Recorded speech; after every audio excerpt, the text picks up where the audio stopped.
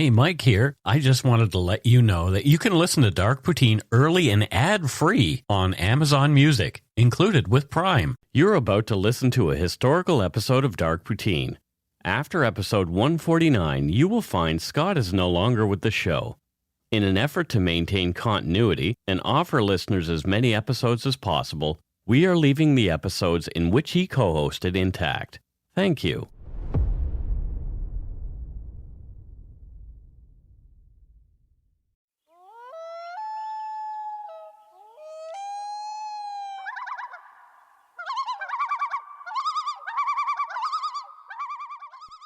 Welcome to Dark Poutine. I'm Mike Brown, creator and host. With me as usual is my good friend and co-host, Scott Hemingway. Say hello, Scott. Hello to each and every one of you. That's a lot of you. Yeah, Which we're very, well, that's why I surmised it into one sentence. We're very thankful for that. I can't name every listener. No. I mean, unless you Go. want me to. Do it now, though. Go. Brian Starfleet. No. Okay. The views, information, and opinions expressed during the Dark Poutine podcast are solely those of the producer and do not necessarily represent those of Curious Cast, its affiliate Global News, nor their parent company, Chorus Entertainment. Dark Poutine is not for the faint of heart or squeamish. Listener discretion is strongly advised. We're not experts on the topics we present, nor are we journalists. We're two ordinary Canadians chatting about crime and the dark side of history. Let's get to it. Put on your toque, grab yourself a double-double and a Nanaimo bar. It's time to scarf down some Dark Poutine.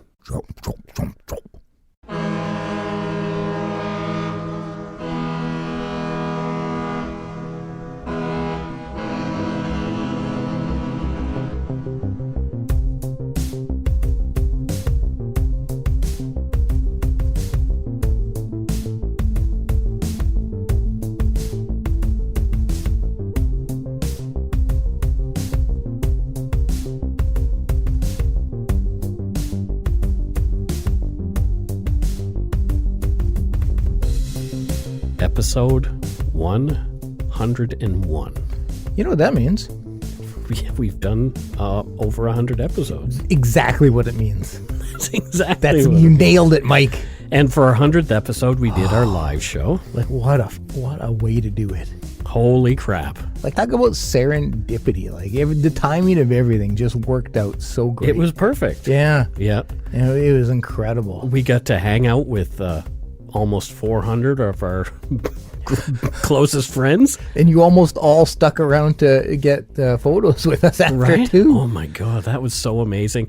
We made the staff of the Rio quite angry with us. I think there was one guy with a leaf blower. I'm trying to remember who was I talking to. I was talking to somebody who had overheard the staff, I guess, as they met us and were leaving near the end. Oh, I think it was Martin. He overheard the staff, one person like, God, fuck, could they just hurry up or something? And then somebody else who maybe ran into it or whatever was like, no, their fans are meeting with them. Let them do it. Yeah, exactly. And it's a good thing for them all. So we had a good time, and it was Oh my God. it was an amazing time for me anyway. Yeah, it's on my list of top events in my life. When you compare it to having kids and stuff, it's one of those things that I'll remember. Those, I understand those have to come first, but Yeah. Well, you don't have kids, so you don't. that was my kid. Yeah, That was me having kids. You birthed it. I birthed a live show. It was a natural birth. No, I was on drugs. Oh yeah. No, not really. Did you have a spinal tap? No. Or epidural or whatever they call it? Well, let's get to our show. Oh yeah. Yeah, we're here to do that. Yeah. We can't just gush about how awesome our live show was, or we could. I think we could, but we shouldn't. We shouldn't. Yeah. This week we're headed all the way back east to Newfoundland and Labrador, specifically to St. John's, the capital of Newfoundland. I love their warts. St. John's Wort. Yeah.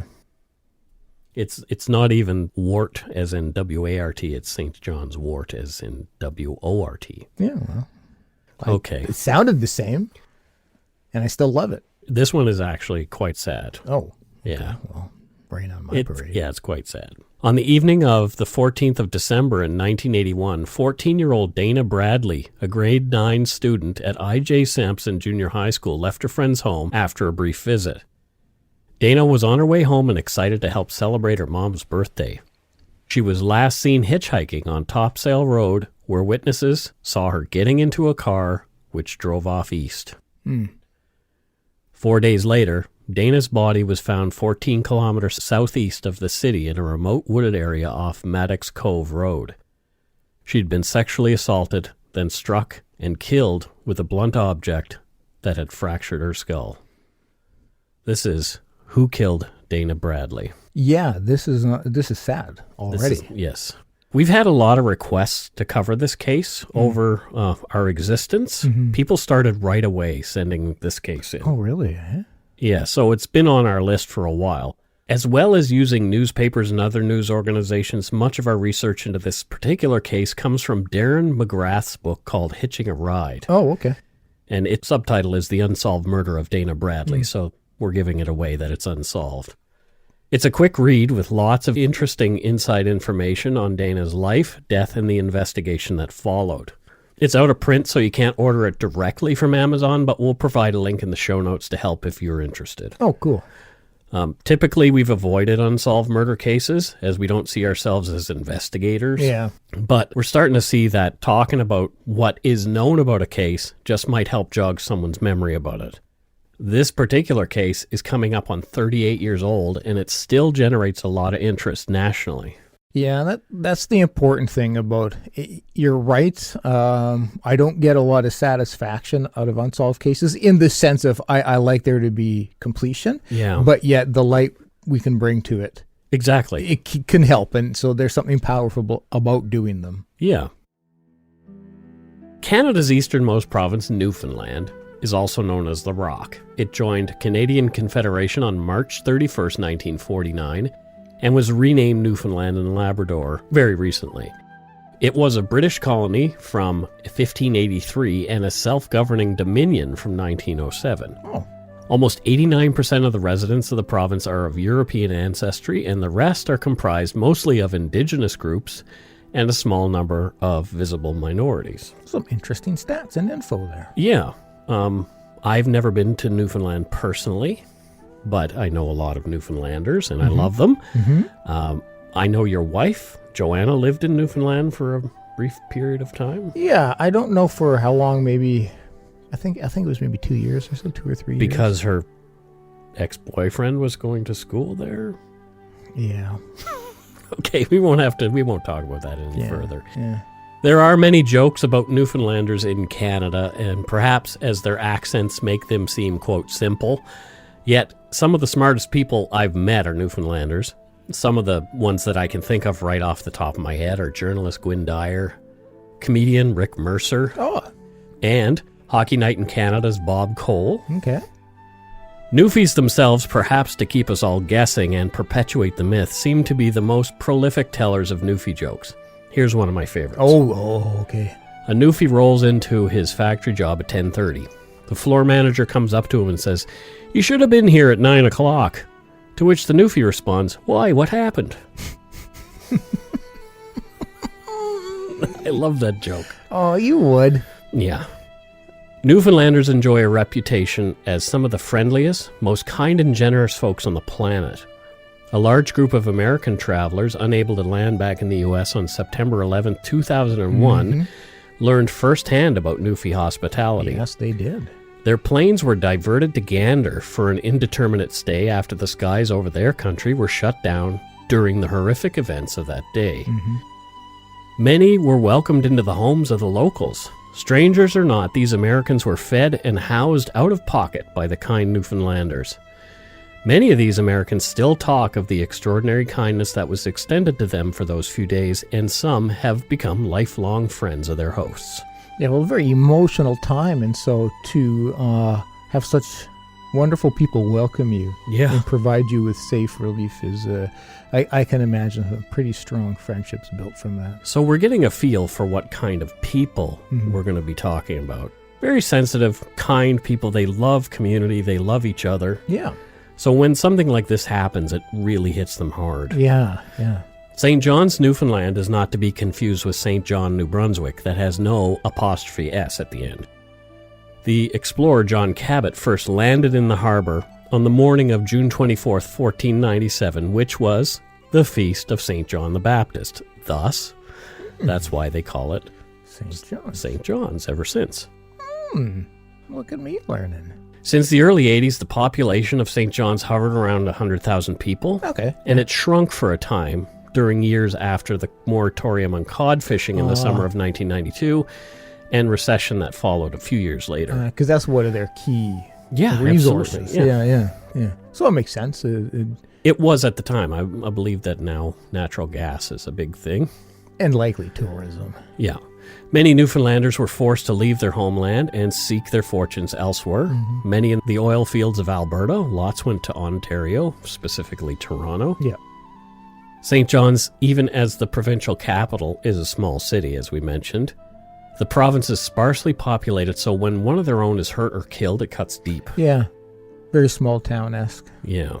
And the thought that one of their own might be responsible is, to use a Newfie phrase, not said lightly, what a sin. Mm-hmm. You remember when we talked about Samantha Walsh? You weren't here for that one. That was Carol and I. It was a very similar feel to this episode about how people reacted afterward.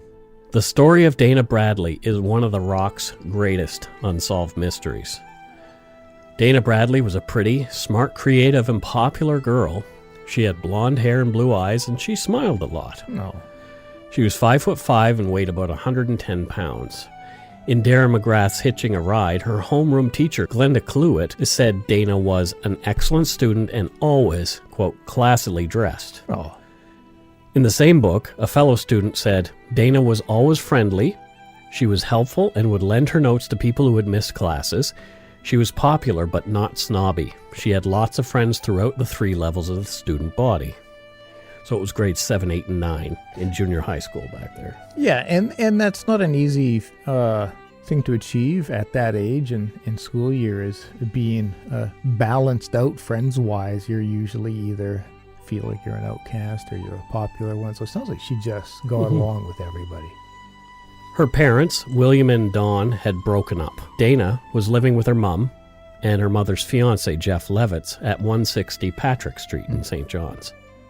Of course, at 14, Dana's interest in boys and parties had begun. She'd even been a bit rebellious, throwing a huge party when her mom was out once, but nothing unusual. She got in big trouble for that. Yeah, I mean, we've all. Yeah, so did my sister and myself. And Yeah. Not me, Mike. Dana was the kind of kid, living the life that most of us have. Growing pains are pretty normal. Yep. Yeah. Yep. Absolutely. On the day Dana disappeared, she didn't walk the less than a kilometer home after school. Dana and her pals had taken up hitchhiking to get around. They'd stick out their thumbs in the hope of some friendly soul picking them up and dropping them off as close to their destination as possible. Hitchhiking was not seen as much of a dangerous activity in those days, at least not by the kids doing it. Although parents often didn't approve, it wasn't a no-no like it is today. Yeah. I personally hitchhiked all over Lunenburg County in Nova Scotia to get around when I was a teen. Did you? I've never hitchhiked in my life. I loved it. Really? I had a few strange experiences with rides, but I never had a real issue. Yeah, so. I've never done it. Never done it. Yeah. Yes, it was some weird. I can people imagine. Would pick you up. Which is why they say don't. Yeah.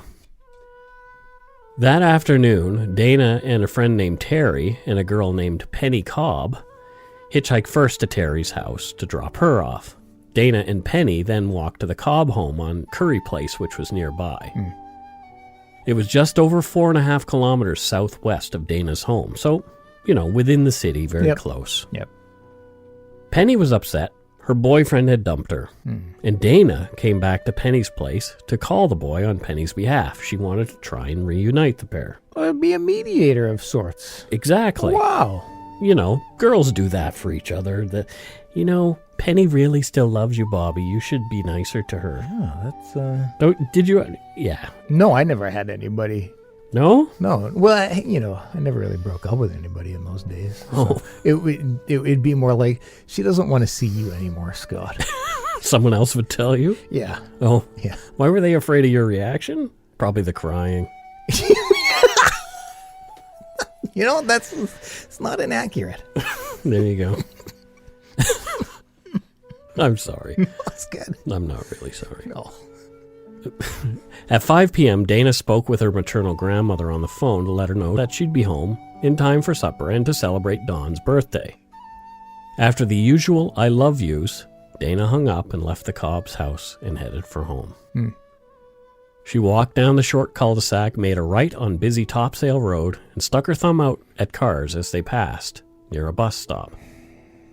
According to McGrath's book, Dana was wearing a blue sweater, jeans, and cowboy boots, and over the sweater, a blue jacket with navy stripes on the sleeves. Okay, very identifying. Yeah. She had her school books tucked under her left arm and hitchhiking with her right.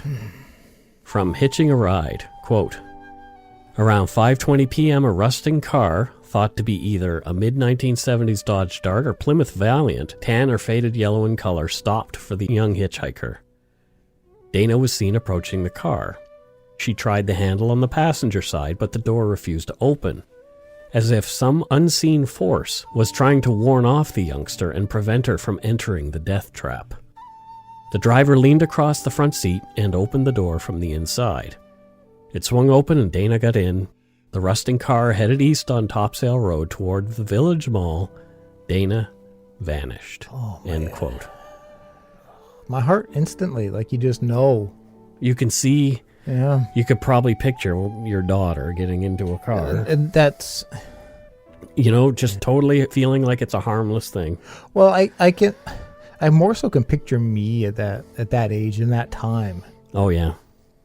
I I did get into strangers' Yeah, cars. well, exactly. But I could Yeah. see, and just knowing Yeah. the outcome of her. But it was a different time. Yeah, absolutely. Yeah. Completely. When Dana had not shown up for supper, her mom was concerned. It wasn't like her. It was not like her at all. Yeah. Dawn waited until around 8:30 before she decided to go and start looking for Dana at the places she thought that she might be.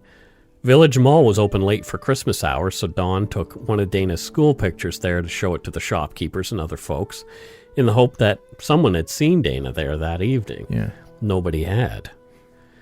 Dawn returned home and called as many of Dana's friends as she could think of. When Jeff Levitz, her fiancé, arrived home, the two of them went out looking for Dana all over town in every nook and cranny they knew she'd hung out at. Nothing. Again, I've said it before, but I can't imagine a fear worse. Where's my kid? We lost Violet in the mall once. Yeah. And which is like just, like not, I can't compare, but just those 5 minutes of running through the mall screaming. Yeah. I can only. How old was she at the time? 6. Oh, that's 5, pretty young. Yeah, maybe. that's Yeah, very maybe. young. Yeah, probably about 5. And so so I take that fear and then just expand it to hours and days. Yeah. Exactly. Dawn called police. They weren't helpful that night. Oh, it kills me. They had to wait the 24 hours to file a missing persons report. Dana didn't show up for school the next day, so Dawn went back to the police, who were now ready to help as the requisite time had passed. Okay. Yeah, I'm so torn in regards to the 24 to 48 hours. If your kid is missing, it's preposterous. Right. Get my kid now. Right. But also recognizing that if there was no, like if there was no, It's only a small percentage of kids who don't turn up. our police force would be bogged down. Yeah. Just doing nothing but searching for missing kids, and most of it would be completely unwarranted. Yeah. So I'm trying to be objective and see both sides, but I mean, if my kid is missing, and I know my kid, Yeah. and I know her behavior and her patterns, and she's missing, and I'm trying to get help, to not find that help Yeah. would just like, whew. I bet you every parent says that, though. I know my kid. No, I know agree. they wouldn't. I agree. Yeah. That's the tough thing. I'm trying to be objective. Yeah. But yeah, in the situation, you're going to say those things, and you'll believe those things. If your kid had wandered off, say you had a big fight, and she said, "I'm running away." Yeah.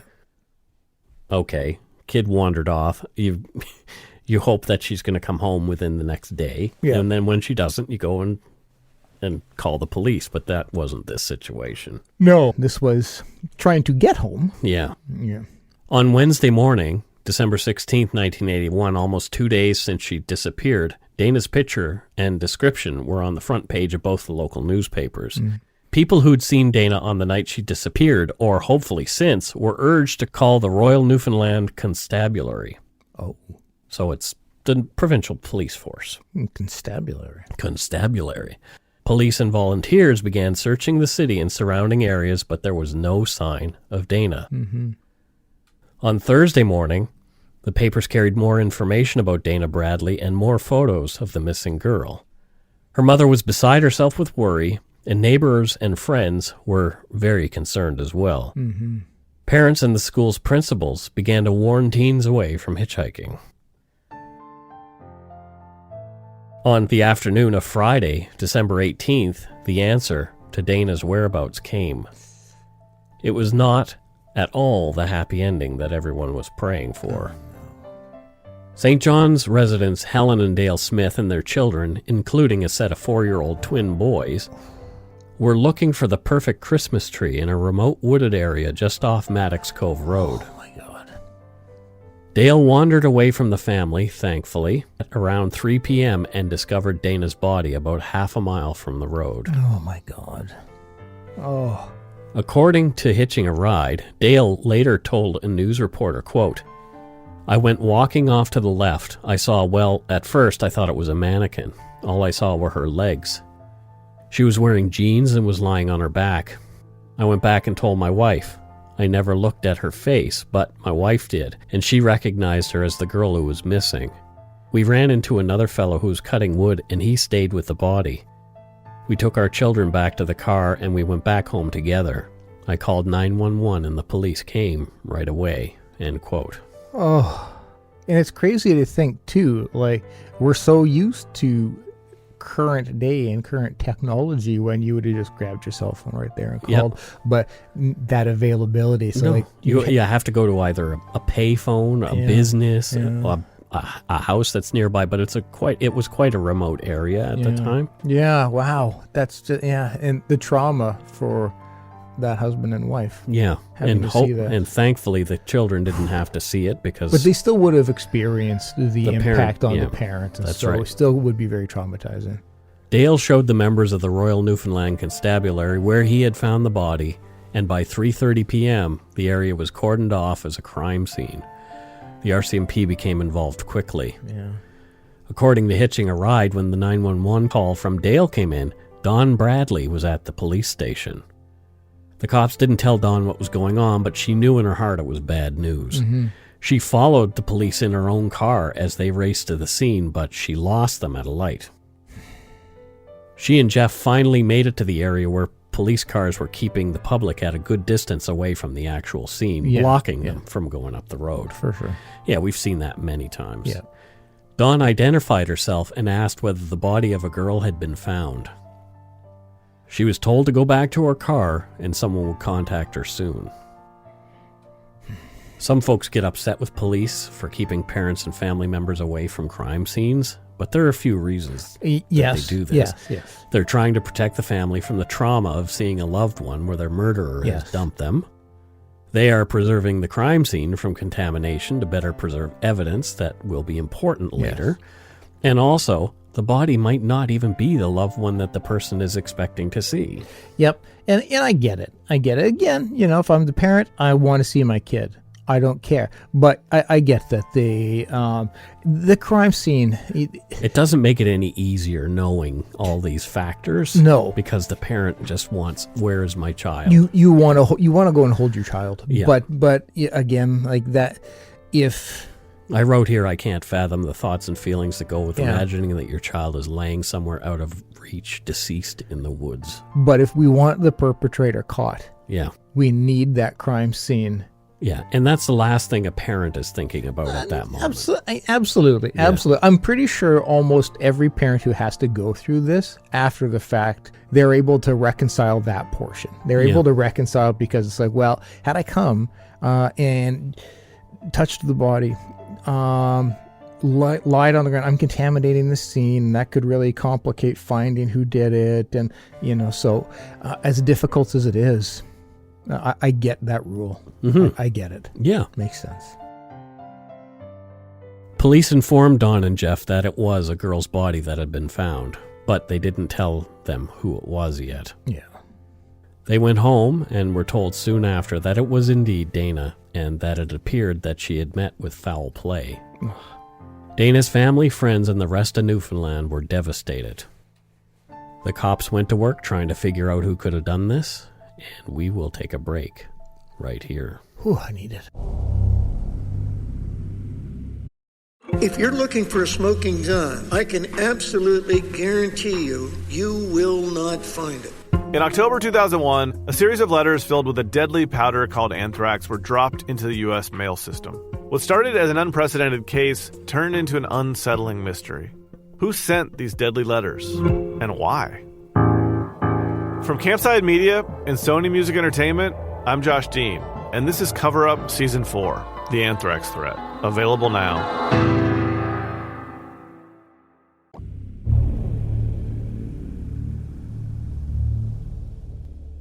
And we're back. At around 7 p.m., an ambulance drove up Maddox Cove Road through the police barrier. Soon after, it came slowly back down the road and headed towards St. John's. Dana Bradley's body was inside. From an article in the Telegram written by reporter Barb Sweet on December 14th, 2011, quote, retired I.J. Sampson's junior high school principal Fred Talk was getting ready to head out to chaperone a dance at Dana's school on the evening of December 18th, 1981, when news of a body being found came on TV. I was just going through the door when CBC blasted the news, he said this week. I said to myself, holy hell, and took off. Talk thought it was too late to cancel the dance, and in those days when teachers filled whatever role was needed, they all arrived at the school to handle the grief, speaking to the students in small groups. I think that it was the start of the shock, he said, adding, the first few days after Dana didn't return, everyone still held hope it was kidnapping that would end in a rescue, end quote. Oh, I'm glad I've never had to experience something like that while in school. Your wife did. This is true. But I don't think it was, I don't think the whole school had to, everybody get pulled together and have grief counseling and whatnot. But I could be wrong. Yeah, she didn't mention that in our show. I didn't ask her about that, but... But she and talked it still about is. it. Yeah. Listen, even it still is, even for her, like quite emotionally impactful. Yeah. So can you imagine? Especially in a tiny school, a small area. That's where I come from. That kind of place. So. Yeah. So everybody knows everybody. Yeah. Police searched for clues in the area where Dana had been found. They used propane heaters to thaw the frozen ground to aid them. Surveillance of the roads to and from were set up for a few hours with the hope that the perpetrator would return to ogle the results of his handiwork. Yeah, which is quite common. No such luck, though. God damn it. It was a young man named Harry Beaton and his brother John who'd been selling Christmas trees nearby who had seen Dana hitchhiking around 5:20 in front of the bus stop on Topsail Road. They watched her get into the car as described previously and saw it drive off. They were able to provide police with a description of the lone occupant of the car as well. The description of the Caucasian male reads, age 25, height 5'7" approximately, slim build, dirty blonde to brown, messy hair, unkempt, cowlick, collar length, possibly balding, light to fair complexion, small features, eyes could be hazel. The car was a rusted four-door 73 to 76 Dodge Dart or Plymouth Valiant. It was described as faded yellow, tan, or at some points even lime-colored. Harry Beaton said in a phone interview with the Telegram newspaper, quote, I wish we had the wherewithal to get a license plate number, but at the time it was a different place. Yeah. And if you were to try to recollect and document everything that made you feel uneasy in the moment, you'd be taking a lot of notes. Yeah, exactly. So not to make light of it, but it's... But just to understand where they're coming from, because I'm sure they felt a lot of guilt. afterwards, and it's like you couldn't have expected this would be the outcome. Right now, we have a dash cam, for example, and it's voice controlled, so I tell it to save the video when I need it to. And I've done that a few times. I'll see something weird around the neighborhood, and I'll tell it to save the video just in case. Yeah. Like, I see some guy lurking in the bushes by our complex. Like, that's never good. No. When's a bush lurking? And I have seen it. Yeah.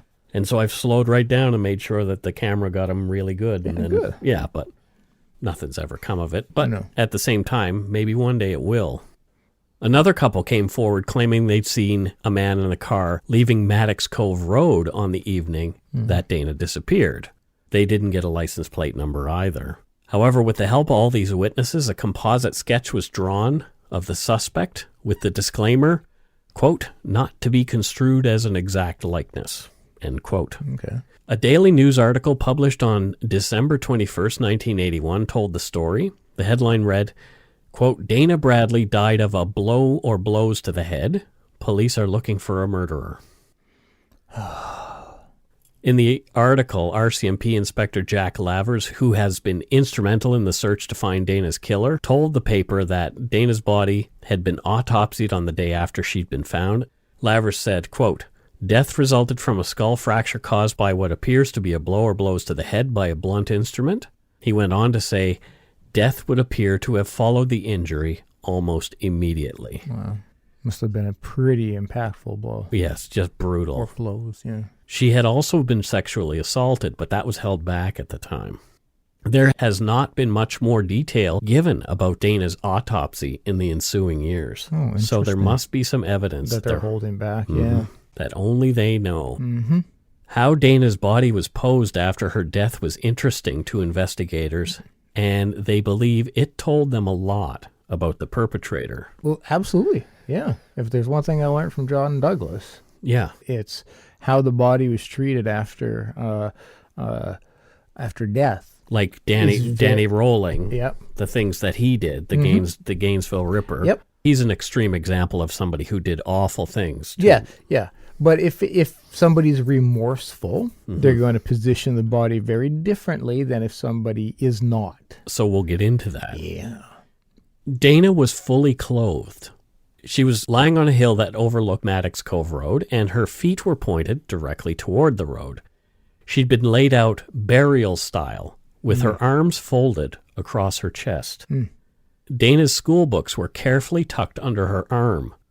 The only damage visible to her body was a broken jaw. Everything else appeared neat and tidy. Interesting. In Hitching a Ride, Inspector Jack Lavers is quoted as saying, the way her body was laid out in the woods was unique in the sense that usually the killer has no respect or regard for the victim, and usually the body is dumped in the woods or a ditch, not laid out as carefully as this body was laid out, with her books replaced under her arms. It indicated to me and other investigators that there was some level of remorse on the part of the person who put her there. Yeah, my gut tells me, with what little I know, probably somebody she knows or has a general, some kind of small connection to her at the least. Police thought that for a time, but have waffled back and forth on that. They're not sure about that. Okay. There were no signs of a struggle. Nothing indicated that the attack that had killed Dana had happened where she had been found. There was no blood spatter. Okay. There were no defensive wounds that would have indicated Dana fought her attacker or attackers. Police believed entirely that only a single person would have been able to bring her as far into the woods as she was. The feeling was that Dana could have been laying out there in the woods since the night she disappeared. The cool weather preserved her body at the time, and the short timeline should have provided police with more information had it been there to find, but there was nothing. Yeah. Nothing that's ever been made public, at least. Yes, good point. Human hair was recovered from Dana's body, and it was carefully preserved, and this would play a role in later years of the investigation as DNA evidence made its way into the forensic investigator's toolbox. Yes, no kidding. It was a question I was having in my mind. Is there anything? Dana's funeral was held on December 21st, 1981, at Wesley United Church, only blocks from the duplex where she lived with her mom on Patrick Street. After a brief assembly at her junior high school, the students solemnly made their way to the church for the ceremony. Reverend Robert H. Mills was the minister presiding and spoke of the community's sorrow, grief, and anger over the loss of someone so young in such a senseless way. I was stricken by this minister's name as I was baptized by a Reverend Robert Mills in the United Church in Bridgewater in 1970, and he'd left there in the late 70s. Oh, interesting. This could have been the same man. I called Mom and Dad to confirm, but they were unsure whether it was the same Reverend Mills, but how many people named Bob Mills could have been acting as ministers in Atlantic Canada in the United Church? Oh, I'm thinking not many, Mike. A minimum 30. So isn't that weird? Here's another connection. Yeah, like that possible connection. That man held me in his arms. Yeah, and is now presiding over. Yeah. Isn't that weird? A case we're covering, yeah. He's retired in Halifax. Bob Mills is still alive. And he recently lost his wife, Helga, only a few weeks ago, Mom told me. So our condolences to Reverend Mills and his family and friends. Yeah, absolutely. That's sad. Dana Bradley was buried in a local cemetery as her family and friends wept. A plaque commemorates her there. It reads, Dana Nicole Bradley, aged 14 years, July 24th, 1967 to December 14th, 1981. The inscription below her details says, to live in the hearts of those we leave behind us is not to die. Yeah. There were reports of a green four-door 1973 Impala or Bel Air seen driving back and forth on Maddox Cove Road on the day before Dana was found. Investigators were looking for a second person of interest. 25 years old with bushy hair down over his ears. He was wearing a denim jacket, dark sunglasses, and he had a mustache. Police didn't say how this man might be connected, if at all. It's not, if you're not a car person, it's not beyond the realm of possibility to confuse an Impala or Bel Air at that time to a Dart. Maybe. I mean, they're, I know those cars, so I know they're fairly different, but, yeah. In hitching a ride, Inspector Lavers said early on, quote, we haven't arrested or questioned what we would feel to be a key suspect, end quote. Although with the witnesses, they were confident that they would solve the crime early on. Yeah. From the article in the Telegram written by reporter Barb Sweet on December 14th, 2011, quote, some 2,000 cars matching the description of the suspect vehicle were examined by police, 1,000 men questioned, and hypnosis used to gain a better description of the suspect, end quote. Okay. So they put a lot of effort into this over the years. Weeks after Dana's murder, Dawn Bradley wrote a thank you note which was published in the Telegram. She expressed her gratitude for the outpouring of love the family had received and told of more than 600 sympathy cards that had come from all over the province. Oh, that's very kind. Cops began to look at faraway places like Alberta and Toronto. Perhaps the perpetrator had been a man who had just left to look for work elsewhere, if you know what I mean. Yeah. In other words, escaping. But many Newfoundlanders leave every day to go do just that. So maybe he left in that group. Yeah. Or maybe that person could have been, quote, home from away, visiting family for the Christmas holidays and have returned west after Dana's murder. That's a possibility. Right? Yeah. There were some other missing persons cases that have eerie similarities to Dana's murder. Oh, no, really? Yeah. I've summarized the following from a CBC article we'll link to in the show notes. 3 years before Dana turned up dead on midnight, December 29th, 1978, 17-year-old Sharon Drover had just finished her shift at McDonald's. She hitchhiked home and was picked up by two brothers who dropped her off in front of her apartment at a boarding house on Livingstone Street in Longs Hill. The men saw her arguing with someone near the front door of the house where they dropped her off. She was later spotted running nearby and never seen again. Almost a year after Dana's death, police were no closer to solving her murder than they had on that first day. On December 11th, 1982, 3 days before the first anniversary of Dana's murder, Henrietta Millick disappeared. Henrietta was a 25-year-old Inuit woman whose goal was to become a nurse. It was believed that Henrietta had a run-in with two unidentified men at a local night spot called the Key Club. They believe she was last seen on foot near the Trans-Canada Highway heading toward Conception Bay. Her keys, purse, and other personal items were later found at the club, leading people to believe she left the club against her will. Yeah, because you're not going to leave those things behind willingly. But what are you seeing? You're seeing a pattern here. December. Yeah. The age fluctuates. Age fluctuates. But, that's not it's interesting, crazy right? uncommon, yeah. Mm-hmm. They are all hitchhiking Yep. in some way, walking along a highway. But there's another one. Oh, great. On November 12th, 1984, 20-year-old Pamela Asprey was last seen getting into a large dark-colored car near the War Memorial on Duckworth Street with an unknown male at the wheel. She'd left her wallet with a friend at Aaron's pub saying she'll be back in 20 minutes, and she never returned.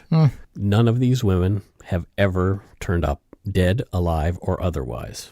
Yeah. Yeah, a lot of similarities. Last one's in November, not December, but I mean, you're splitting hairs with November. It's close enough. Yeah, it's close enough.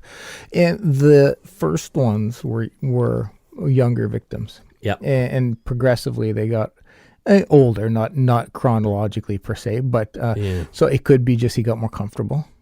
Right. Or they're victims of opportunity. Yep. Police haven't said whether these cases are connected, but I felt them relevant to mention for sure. I can see why. Just over 4 years after Dana's murder, on January 14th, 1986, police announced they'd crack the case. Whoa. A 35-year-old man named David Grant Somerton of Mount Pearl left a note at the post office admitting to Dana's murder. Oh, wow, okay. He was interrogated, admitted his guilt to the officers interrogating him, and was charged with murder for Dana's death. Yeah, logically. His claim was that he'd killed Dana, buried his black jacket along Maddox Cove Road, and then he'd left his car at a local dump to cover and get rid of the evidence. Okay. I mean, that all sounds right. For 6 weeks, the police dug in places that Somerton had mentioned, meticulously searching every spadeful of dirt for corroborating evidence. Yeah. They used heavy equipment to unearth cars at the dump Somerton claimed to be the one where he'd left his car. Yeah. They found nothing. Okay. And the investigation had cost the public $500,000. Well, yeah. The charges were dropped, and Somerton, claiming he was badgered into confessing by the cops and now professing innocence, was sent to jail for 2 years on an obstruction charge. Yeah. Who was he claiming was badgering him? The police? In the interrogation. That's yes. what he's saying, eh? Mm-hmm. Well, you left a note and turned yourself in. Right. So yeah, you're gonna get badgered in an interrogation. But the reason that the charges were dropped is because they realized what he was saying was baloney. Yeah. But he was just one of those people who you hear of who just maybe he had a false memory that he had done it, possibly, or he was just some ass clown who wanted to make the police run around. I don't know. Yeah, or mentally unwell. Yeah, he was sick in some way. Who knows? Yep. We don't know. Yeah. Dana's family was also harassed a number of times by a late-night anonymous caller claiming to have killed Dana. Oh, man. I cannot tell you how much that angers me. Yeah, right? They've suffered enough, you piece of shit. Dana's case remained active over the years and is still open. It's not considered a cold case. Good. Investigators claim they work on it every day. Oh, really? Yep. Oh. And they have tracked over 1,700 tips since 1981. There have been numerous times when police felt they were close to solving the case for one reason or another, but always the lead would evaporate. In 2016, the DNA from evidence found on Dana's person, probably the hair and maybe some other things, was tested with the hope of a hit on the National DNA Database, but nothing came up. It has also been used to eliminate many suspects as well. Yeah, and people, we assume, or we always think that DNA is to try to catch, which it is a key component for sure, but a lot of the time it is to eliminate suspects. Yeah, absolutely. And that's what it should be used to. Yeah. Let's determine who it actually was and who it actually wasn't. Yeah. Also in 2016, a lot of noise was being made and funds were being raised by a Facebook group full of concerned citizens called Justice for Dana. Okay. They wanted authorities to dig up 2 abandoned cars buried since the early 80s near Witless Bay. It was suspected these cars were connected to Dana's murder and buried to hide evidence. Led by a group of forensic specialists, the cars were unearthed in May of 2016. The hope was that the cars would be preserved enough, especially in their trunks, to provide DNA evidence that would link them to Dana Bradley. Yeah, that would be the hope. From the group's news release, quote, once the excavation was underway, it became obvious that not only were the vehicles not intact, but they were degraded to such an extent that there was absolutely no possibility of retrieving any type of DNA for analysis or any other type of trace evidence, end quote. Were they still able to identify the cars? They matched the description of those cars. Yeah. Or were close to. Yeah. Water damage, corrosion, and the facts that the cars had been crushed and scattered meant that no useful evidence could be collected from them. Another dead end. Yeah. Shitty. There were other Newfoundland murders that had gone a long time without resolution. For example, in 2012, a man named Malcolm Cuff, who'd already been doing time for another crime, chose at his parole hearing to admit to murdering 16-year-old Janet Louvel in 1979 near Cornerbrook on the other side of the province from St. John's. He was later convicted of manslaughter and sentenced to another 14 years. Perhaps this is how Dana's story will resolve as well. You never know. You never know. Yeah. We never thought Ear-Ons would be caught. Right. And he was. And Yep. so you never know. There are still plenty of rumors about who done it. One keeps popping up. It's a local St. John's man who'd been charged, convicted, and jailed in the 90s for sexual crimes against children, both boys and girls, spanning from 69 to 81. An anonymous source told me that the rumor is this man has not given a DNA sample to rule himself out. Okay. But we can't confirm that one way or the other, nor do we have any opinion on the guilt or innocence of this person, and have no legal reason to name him in connection with the case. Yeah, even just hearing I'm a bit skeptical because if the police want your DNA, they'll get your DNA. It'll happen, yeah. It'll happen. Yeah, they, especially if you're in prison, they can Exactly. retrieve something that you have thrown out. So we'll end this story with a quote from a song called The Ghost of Dana Bradley, and it was written and sung by Newfoundland folk singer Ron Hines. And it goes, I read her name in the Daily News, heard it on the radio, it was on TV. Someone stole her life away, someone's still at large, they say, who can he be? And how does he sleep at all? Face to the guilty wall, remembering. Does her sweet face haunt his dreams, or does he even feel a single thing? Whew. Great lyrics and great questions. It really is. Yeah. And I'll link to the song on YouTube so folks can listen to it in the show notes. Anyone with information about Dana's murder should contact the RCMP at 709-772-5400. Or if you wish to remain anonymous, call the Crime Stoppers tip line at 1-800-222-8477. And that's it for this week's episode. Who killed Dana Bradley? Well, I hope we find out. I would love to find out. Yeah, I mean, again, I'm trying to put myself in the family shoes and to just be living your life. It's kind of why I with this avoid void. these cases, because I feel like we're just left hanging.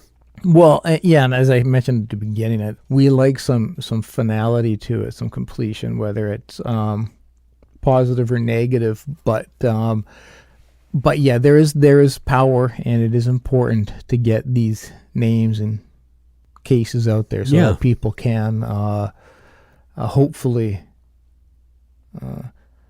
remember something. Exactly. So let's lighten it up a bit. Oh yes, please.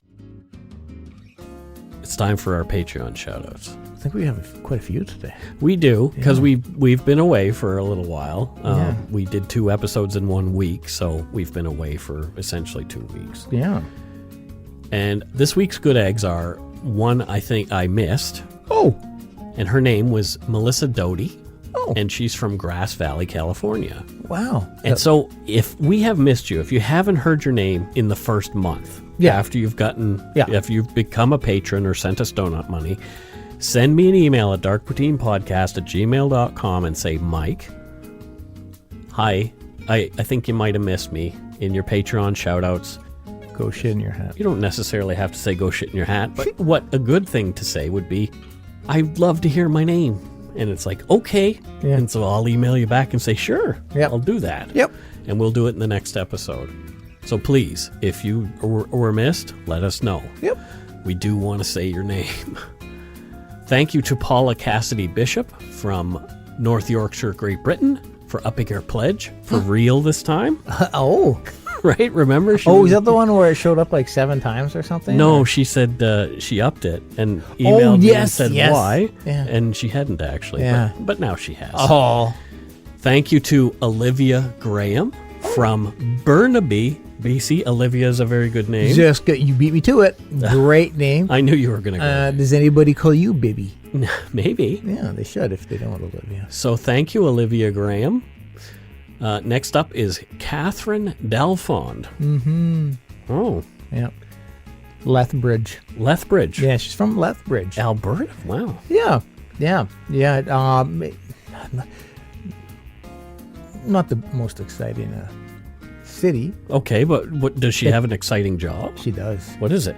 Snowmobile repair. Wow. Yeah. So, but is it like mobile snowmobile repair? Like she goes out into the woods and helps people who get stuck? It's not, but that's a great idea.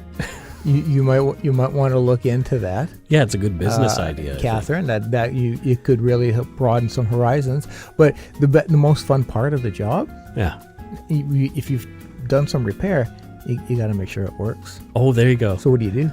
Take it for a spin. You go take it for a spin. That's what my buddy used to do. He repaired Porsches. Oh. Yeah, he used to have a shop that repaired Porsches and BMWs, and so he used to take them for a spin.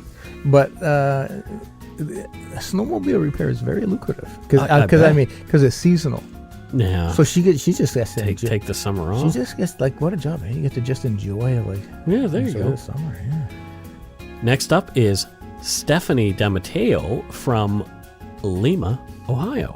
Oh, hi, Stephanie. Lima. Thank you. Lima. Or it might be Lima. I don't know. It could be Lima Bean. I'm pretty confident it's Lima. Okay. Confident. Jill Bowie from Vancouver, BC. Yes, Jill. We met her. We did? We met her, and I think I told you the story. She was the one who said, "Make better faces." Oh, that was her. Yeah, and which cracked me up. I found it hysterical. So I made funny. her a shirt. Oh, that says "Make better faces," and I will drop it off at some point. Oh, that's funny. Yeah. Laura McEwen, also from Vancouver, BC. Oh, Vancouver in the house. Right. And also another Vancouverite, Alyssa Reddy. Wow, they must have all been at the live show or something. They had to have been. Yeah, but some of these came before the live show. Well, then I don't have an answer. There you go. But awesome. Thank you. Thank you for showing up, Vancouver, and thank you for showing up at the live show, by the way. Yes, thank you. Oh my God, we had so much fun. Patricia Corriveau from Pembroke, Ontario, upped her pledge. Thank you, Patricia. Andrea Savory from St. John's, Newfoundland. Surprise, you get an episode where we talked about your hometown. That's kind of cool. That's right. Yeah, so we did it just for you, Andrea. Well, did we? No. Oh. I actually looked at the Patreon shout-outs afterward, and I thought, well, that's ironic. Yeah, but there you go. So Andrea probably would have said later on, hey, you guys should cover the case of Dana Bradley. We just beat you to it. Yeah, we read your mind. We're being proactive. Exactly. Shannon Brower from Hebron, Kentucky. Hebron. Right? Shannon, thank you. Shannon from Hebron. Mel H. from Montreal. And thanks for only using your last initial as your username and not forcing me to say, hey, Dar Oglu. There, I said it anyway. Wow. That's her last name. Hey, Dar. And you did struggle with it. You had to say it twice. Yes, I did. Yeah. Well, Mel, thank you. Thank you, Mel. Angela Taylor. Yeah. Is she a tailor somewhere, or is she... Mike, that was such an easy out, Mike. Well... No, she's not. Okay. She's not. What is she? She's a juggler. Oh wow. Angela Taylor is a juggler. She is, and do you know where? What does she... Well, first of all, what does she juggle? What doesn't she juggle? But her specialty... Yeah. Is flaming. Okay. Wait, drum roll. Flaming legs. But I knew that you would react that way. Human? But no. You remember A Christmas Story? Yes. Remember that lamp that had the? Oh, yeah. They were along that line. Oh, okay. So they're not real legs, but they were huge, and she juggles them like she'll do 8 at a time. Oh, Can wow. you imagine these gigantic? Fragile. Must Yeah. be Italian. Hey, because he's the size of them, and just juggling those on fire. Yeah. Yeah, she's really, really good.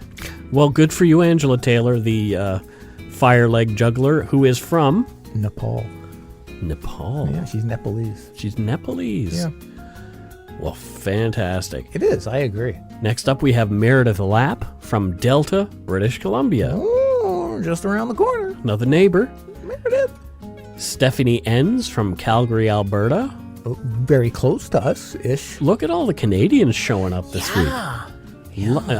That's pretty great, It is, because, we're also in Canada, right? so that's beautiful. And this next one I have to say with an accent.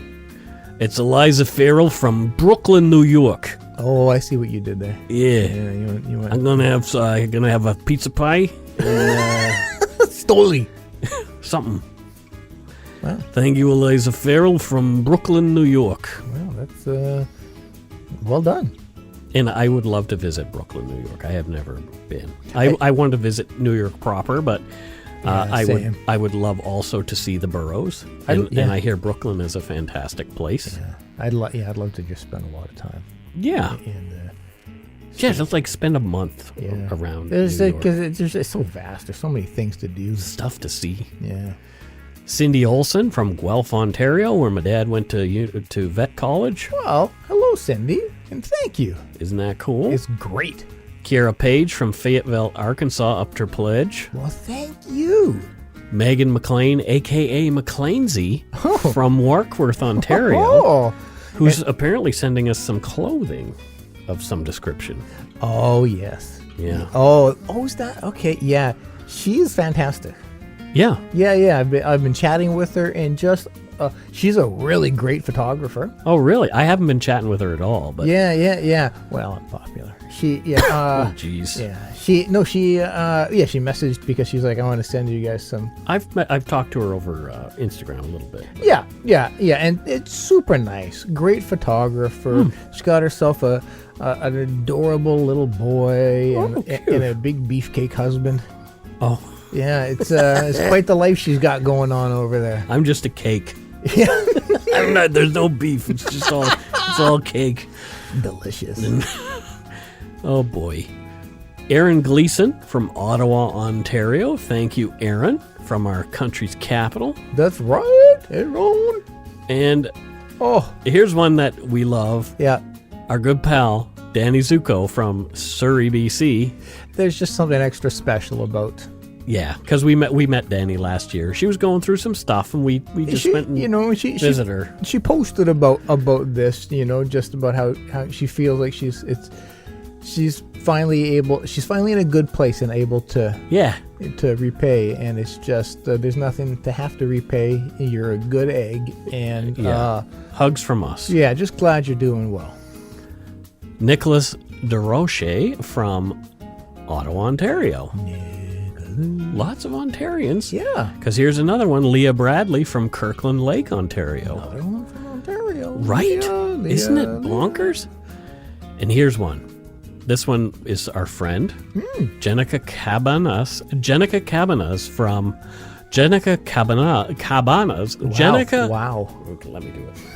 Jenica Cabanas, our friend from Toscana, Italy. Nice. She shows up for our live show sometimes. Oh, yeah. She's like, I don't know. We always do this. Hey, it's Roberto Lumongo. Yeah. I stop at the park. I'm gonna go. But she's Filipina who lives in Italy. Why not? Yeah, exactly. You gotta live somewhere. You gotta live somewhere, and Italy is a pretty place to live. Yeah. They're making the goalies. And last but not least, as far as Patreon goes, we have Kristen Stewart, not to be mistaken for Kristen Stewart. I was going to say. From Cucamonga, California. Oh my God. I can't believe I got to say Cucamonga on the show. I would, of all the places, that's where I would want to live, just so I could say I'm from Cucamonga or Chattanooga. I like that as well. Because it doesn't sound like it. Where are you from? I'm from Cucamonga. Yeah, where are you from? Cucamonga. People would be like, it's not real. You're not from That's Timbuktu. not real. Yeah, exactly. Exactly. So on to some donut money. We got quite a bit of donut money this week. Oh, did we? We got a whopper of a donation from our pal Denise Sakaki in Duvall, Washington. We got to meet her at a meet and greet. Yeah, that's right. Just the nicest person. She said, "Happy 100th episode. About to listen to it now. Sorry to have missed attending the live show, but Team Poutine and everyone in all the yards gave me such joy. Here's to the first 100 and many more. Cheers." Thank you, Denise. You are a rock and roll star. She is. She really, you speak of good eggs, and I remember meeting her and just how hilarious she was and kind. Deborah Kappas Cassidy says, "Congratulations on reaching 100 episodes. Do something wild to celebrate. How about have a triple with your donuts?" Whoa, triple. Oof. I'm down. I'll be all lactose intolerant and... What about a quad? I'll even go quad. Oh, boy. Yeah. Well, thank you, Deborah. Thank you so much. Here's a note from Carolyn Daly, who sent us some donut money. She said, "Happy 100 episodes, gents. Congratulations on all the wonderful things thus far, as you and am sure... Congratulations on all the wonderful things that have come thus far for you, and I'm sure there are plenty more afoot. Thank you for doing what you do and entertaining my brain 100 times.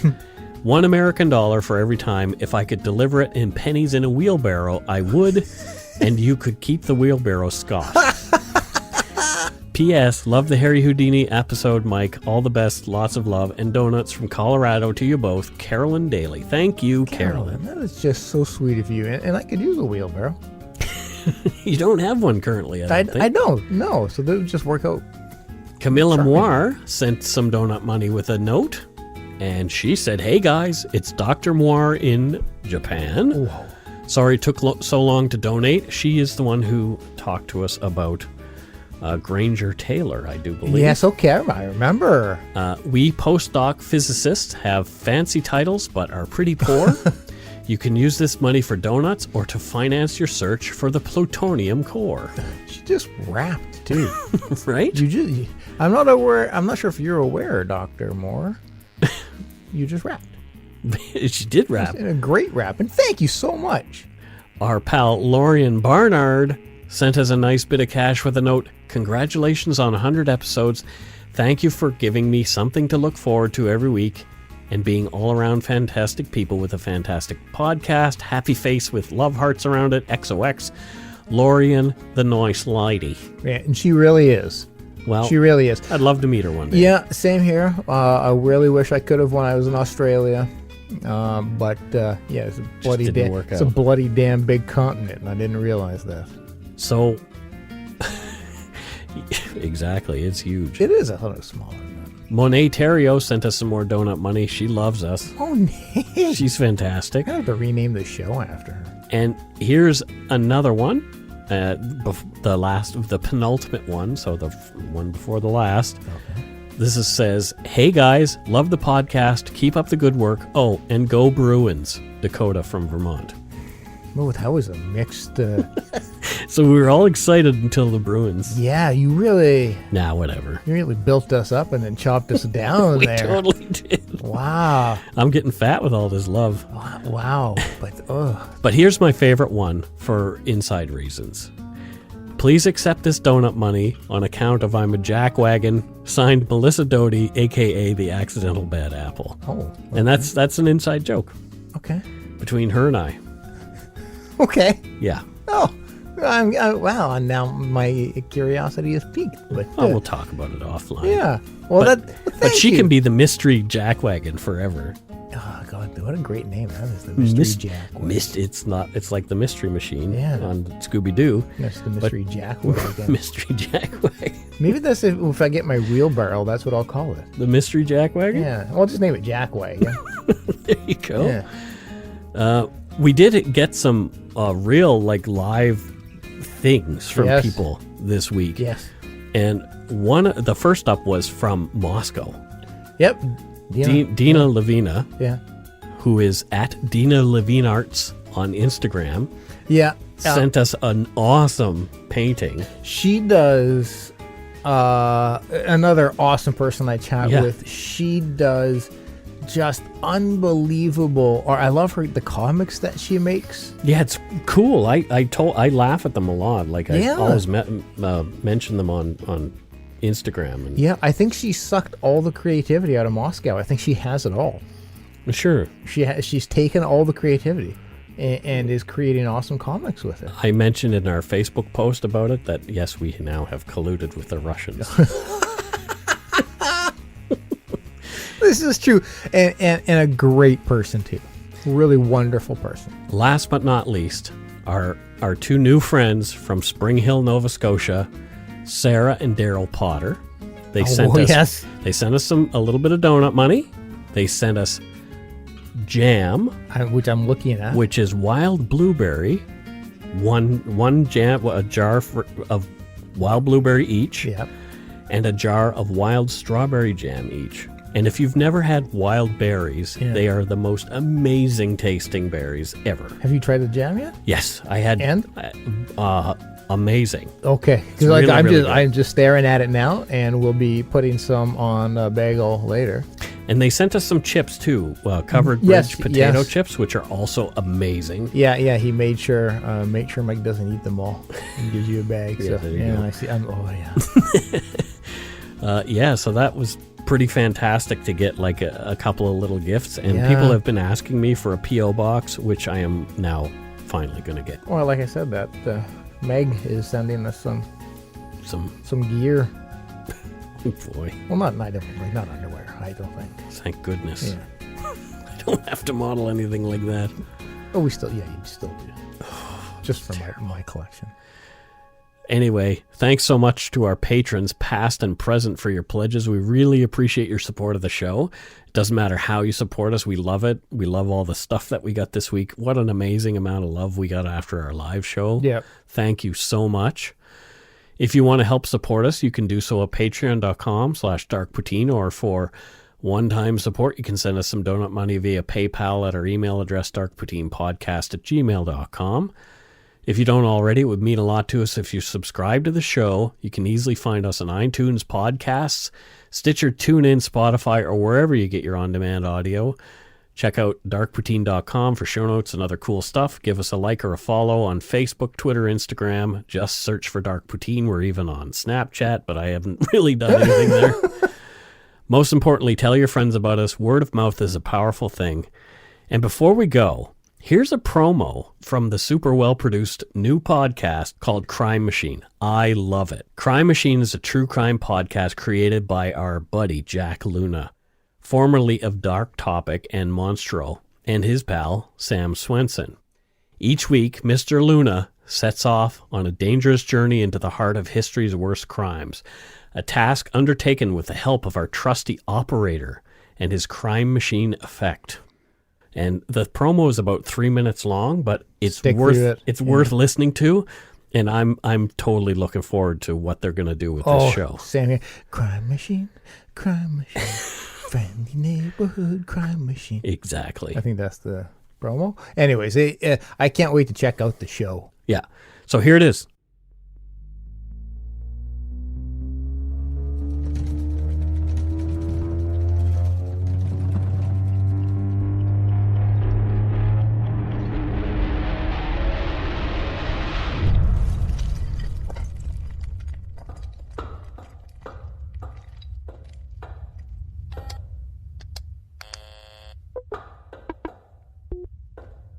Operator, we have a confirmed location on Mr. Luna. Oh, hello there. Welcome to Crime Machine. I am the operator, and your timing is impeccable. Mr. Luna has just returned.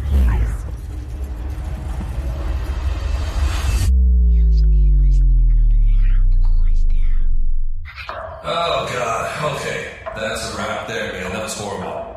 You know what? I might have to go back for a minute. Do I have all my limbs? God knows nobody else does back there. Oh, Mr. Luna, these are our first guests. Maybe you could explain to them a little... This has changed everything, this crime machine. It's like a time machine, but for crime.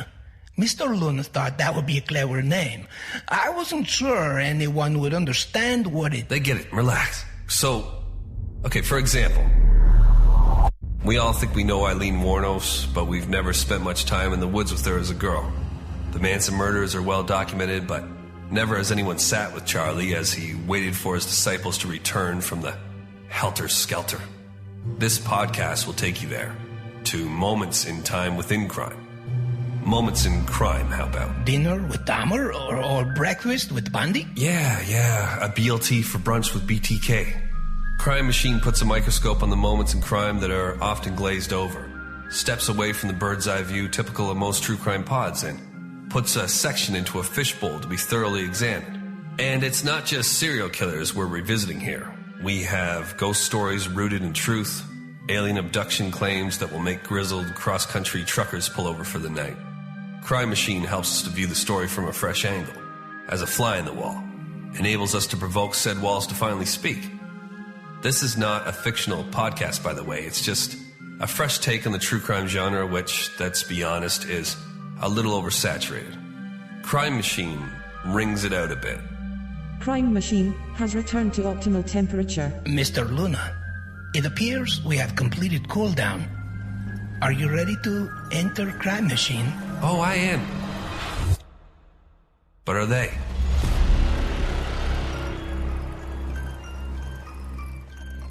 Crime Machine is a true crime podcast written by Jack Luna and produced by Sam Swinson. Subscribe to Crime Machine wherever you consume your podcasts, and remember to tell everyone what you heard here today. Do you love us or wanting to hear more Crime Machine than everyone else? You can support Crime Machine on Patreon. Become a member by searching for Crime Machine on Patreon or by going to patreon.com/Crime Machine. And that's it? Wow. Love it. Crazy. Love it. Until next week, don't forget to be a good egg and not a bad apple. Bye-bye, everybody. Bye.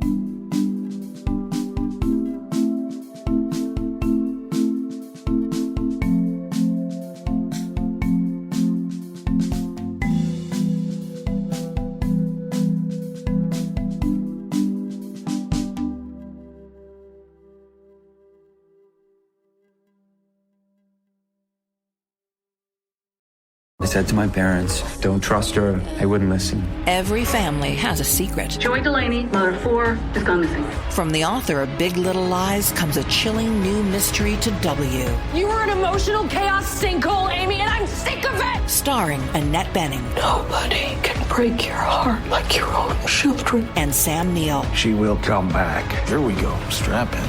Apples Never Fall. All new Thursdays, only on W. Stream on Stack TV.